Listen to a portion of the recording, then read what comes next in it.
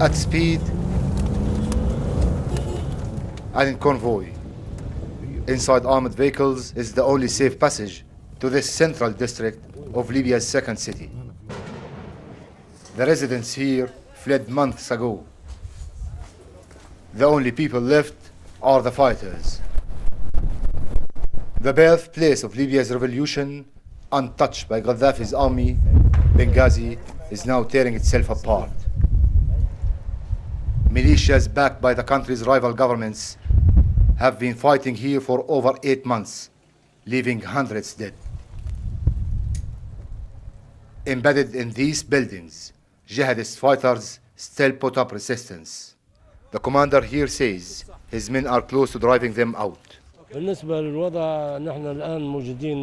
are here in the center of Benghazi. We are very close to some of the snipers. 95% of the situation now is under our control, and with the help of God, we will clean the whole area soon.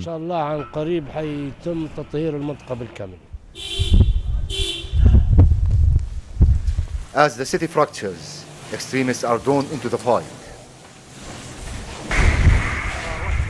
These unverified pictures claim men loyal to the Islamic State are operating in the city. Allahu Akbar, Allahu Akbar, walillahi alhamd, Allahu Akbar, Allahu Akbar, Allahu Akbar. And this is the man in the center of the battle, General Khalifa Haftar, backed by some Arab nations, has vowed to rid the city of extremists and the various militias who fight alongside them. كانوا حوالي 7000 عنصر. These groups were smaller at the beginning. Then the supplies started. Military aid and fighters through Misrata city, who were supplied from Turkey and Qatar. In the end, there were 7,000 fighters, including Ansar al-Sharia and the Islamic State. Seen as a divisive figure, critics say the general is preparing to crown himself leader of Libya. Last week, they accused his fighters of looting the central bank of Benghazi. This bank has been seized by forces loyal to the government. It's still not secure yet. The snipers are just on the other side of the building.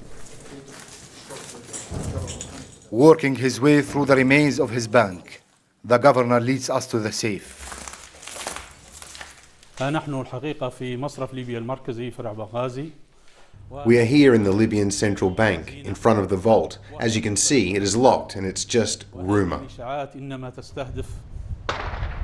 But this is not about cash, it's about control. The general's forces might have the upper hand in the city.